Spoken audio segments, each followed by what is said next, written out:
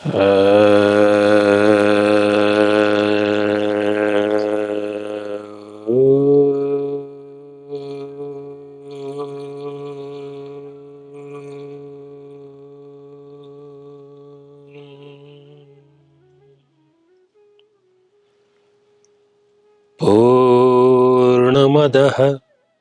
पूर्णमिदं पूर्णात् पूर्णमुदच्यते पूर्णस्य पूर्णमादाय पूर्णमेवावशिष्यते।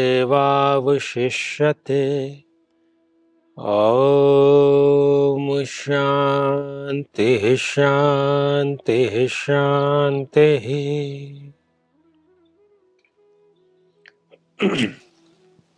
आचार्य जी, ऐसा कहा जाता है कि साधना का पहला कदम है अपने अहंकार का, अपने ईगो का त्याग कर देना। पर अहंकार तो आ ही जाता है, इसे कैसे त्याग सकते हैं? सही बात है, बिल्कुल ठीक पूछा आपने और बिल्कुल ठीक कहा भी। कोई पद प्राप्त कर लिया व्यक्ति ने, थोड़ा धन कमा लिया, धन अर्जित कर लिया, या अपने शरीर के सौष्ठव पर, अपनी सुंदरता पर मनुष्य को कहीं ना कहीं अहंकार आ ही जाता है, हो ही जाता है। लेकिन अध जल गगरी छलकत जाए, ये सुना होगा आप लोगों ने। एक ऐसा घड़ा, एक ऐसा मटका जो कि पूरा जल से नहीं भरा हुआ है, खाली है थोड़ा, उसको लेकर के यदि चला जाएगा तो जल छलक जाएगा क्योंकि वो खाली है। लेकिन जो पूर्ण रूप से भरा हुआ मटका है, घड़ा है, वो कभी छलकता नहीं। ये दृष्टांत किस लिए है? ये दृष्टांत इसीलिए है कि जिस व्यक्ति में ज्ञान की, बुद्धि की और खास तौर पर विवेक की कमी होती है, वो अपने बुद्धि का बखान करता फिरता है कि मेरे जैसा कोई नहीं। और जो ज्ञानी लोग हैं वो पहले तो मौन ही रहते हैं, पूछा जाता है तो सारगर्भित उत्तर देते हैं। ये बुद्धिजीवियों का स्वभाव है। मूल प्रश्न अहंकार पर आते हैं और अहंकार त्याग कैसे किया जाए, इसका सूत्र यदि सीखना हो किसी को तो वो समुद्र से सीखे। दिन रात निरंतर दुनिया भर की जितनी भी नदियां हैं वो अपना जल ले जाकर के समुद्र में अर्पित कर रही हैं। और इतनी जल राशि आने के बावजूद समुद्र कभी अपनी सीमा नहीं भूलता, अपनी सीमा नहीं लांघता, जैसा है वैसा ही है, कोई अहंकार नहीं है उसके अंदर।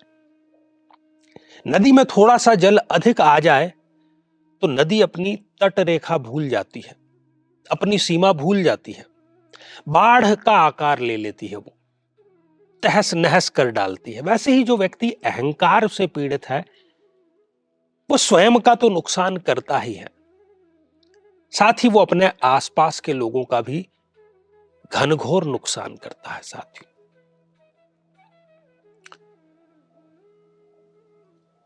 और अहंकार त्याग की जो पहली सीढ़ी है वो यही है कि जिस प्रकार से समुद्र में नदियां आ रही है, मनुष्य में काम, वासनाएं, भोग विलास ये सब आएंगे, लेकिन इन सब के आने के बावजूद जो व्यक्ति निश्चल बना रहता है, त्याग पूर्वक भोग करता है, वही सच्चे मायने में मनुष्य है। हम पश्चिमी जगत में क्या देखते हैं, जो आज का भौतिकवादी जगत है, पश्चिम की जो परिभाषा है उन्नति की, प्रगति की, प्रोग्रेस की, वो है इच्छाओं को बढ़ाना।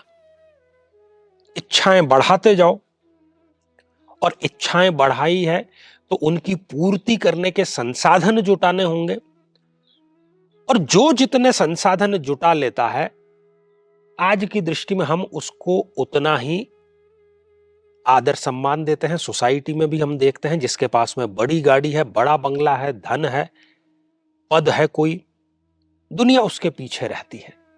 लेकिन कोई सच्चा सीधा है, कोई उसको पूछता नहीं। और इससे युवाओं में बहुत ही गलत मैसेज भी जा रहा है। अहंकार में 3 चीजें शामिल हैं, मैं, मेरा, मेरे लिए। ये मैं से शुरू होकर के और मेरे लिए तक की यात्रा है। जब व्यक्ति मैं में रहता है कि मैं हूं, ये मेरा शरीर है, तो फिर उसकी पूर्ति के लिए उसको क्या चाहिए? मेरा, मेरी कार, मेरी धनराशि, मेरा मकान। और जब मेरा हो गया तो फिर मेरे लिए भी होगा। सबसे पहले उसने ये स्वीकार कर लिया कि मैं हूं, तो फिर मेरा होना आवश्यक होगा। ये मेरा पुत्र है, मेरा पुत्र है तो मेरे लिए ये सेवा करे, और नहीं करेगा तो फिर वही बेचैनी, कष्ट, पीड़ा। मैं हूं, ये मेरी गाड़ी है, ये मेरा मकान है। और अगर ये मेरी गाड़ी या मकान है तो ये मुझे आराम देगी। किसी ने अगर उसको छीन लिया फिर वही दुष्चक्र। तो ये मैं, मेरा और मेरे लिए, इसको आप जब जीवन से तिरोहित कर देते हैं, त्याग देते हैं सदैव सदैव के लिए, तभी आपको परम शांति का अनुभव हो सकता है, अहंकार का त्याग हो सकता है।